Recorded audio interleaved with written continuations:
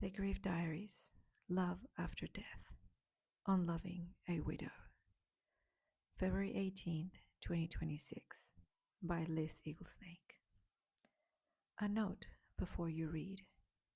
I did not write this to explain myself.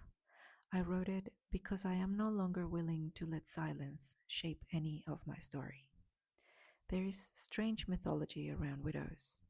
People lower their voices, they assume fragility. They imagine shadows. They assume that any future must compete with the past. But what I have lived tells a different truth. Grief has not hollowed me, it has expanded me. Love has not ended, it has changed form. And as I continue living, mothering, building, creating, laughing, traveling, dreaming, I feel something else becoming clear. My heart is not closed, it is vast. This piece is for the man who will one day love me. It is for the woman who wonders if she is allowed to open again. It is for anyone who has lost and still dares to live fully. If you read this, read it slowly. It is not about ghosts, it is about architecture. Enter carefully and with an open heart.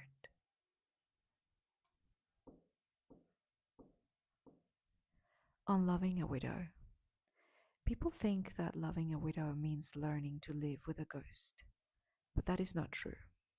Loving a widow means learning to live with depth, with lineage, with a heart that has already held both the miracle of love and the ending of a world.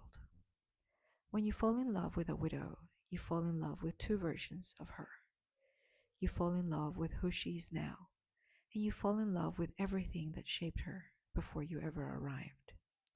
Not because you must love the one who died, not because you must accept the ones who hurt her, but because the woman before you would not exist without the people who carved her. This is simply truth and thread. Grief becomes architecture. Love becomes continuity. Even pain becomes refinement. I am the woman I am today because others shaped me, some gently, some violently, some with tenderness so deep it reoriented my entire existence, some with pain that cracked open the parts of me that now hold wisdom. My first husband taught me things I never wanted to learn. He hurt me, but he also refined me. He revealed shadows that would later be healed. He showed me the fractures I would one day seal with gold. When Nick met me, he met a woman who had already walked through fire. And when he loved me, he loved the innocence I reclaimed, the strength I rebuilt, the clarity I learned through surviving what could have broken me. Now, whoever loves me next will meet a woman expanded by love, widened by grief, and made more alive by everything she has lived. This is what people misunderstand about loving a widow. We do not love less, we actually love more.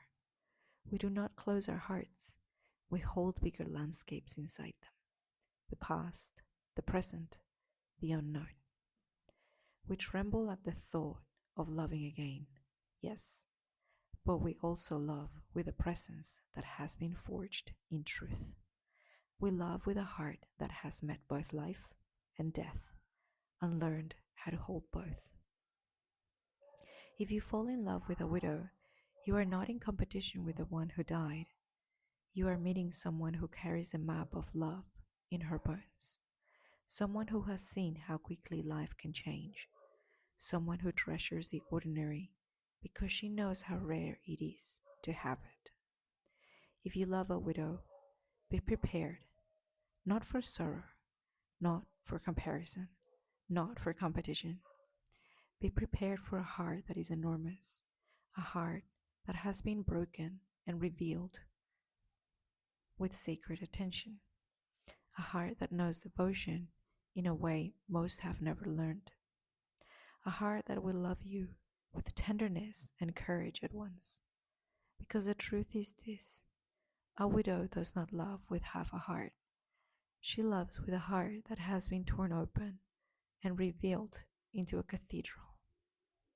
A heart that can hold what has been. A heart that can choose what is here now. A heart that can honor memory while opening to what may come. Her grief carved her. Her love expanded her. Her losses prepared her. Her future will surprise her. And if you are the one who comes next, you will meet a woman who understands both endings and beginnings. A woman who carries tenderness like water, courage like flame, awe like breath.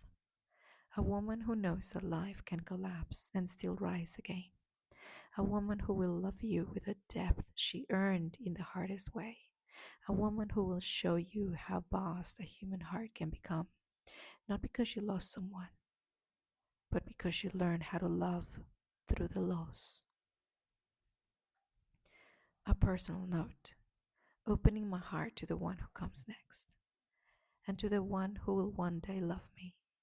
I want you to know something true about my heart.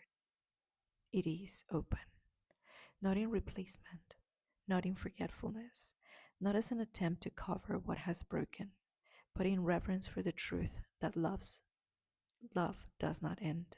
It transforms, it stretches, it widens around what has been taken. When my daughter Arati died, I thought my heart had reached its limit. I thought love had met its threshold. But then Lucy came, and she taught me that grief does not close the heart, it deepens it. I love Lucy with an attention I did not have before, with patience shaped by holding a child I could not keep, with awe born from knowing how fragile and holy every moment is, with a devotion carved from both birth and death, both arrival and loss. And the way I love Lucy is the way I will love you, not in form, but in source. My love now comes from a place purified by grief, softened by loss, and made enormous by those of who I buried. Nick is part of that refinement too. He is woven into my inner architecture. His life shaped me. His death expanded me. Both prepared me to meet love again with truth. So when you arrive, know this. You are not stepping into a shadow or a competition. You are stepping into a heart rebuilt with intention, humility, and clarity. There is real space for you here, not the space left by absence, but the space created by growth. I am not waiting, I am living, and in that living, my field remains open to the possibility of a love that walks beside me in this new chapter I'm building for myself and my daughter. May you recognize me by the way I hold memory and hope at once. May you feel welcomed, never compared, chosen, never measured, received, never weighed against a loss. My heart is open, my life is open, my future is open. When you come, come gently. When you stay, stay boldly. And know that the way I love now has been shaped by everything I have lived, everything I have lost, and everything I still believe is possible. Mantra. I allow my heart to hold what has been and open to what may come. I am shaped by love, expanded by grief, and available to life. Reflection. Where has loss deepened the way you love?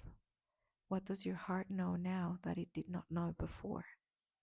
Invitation.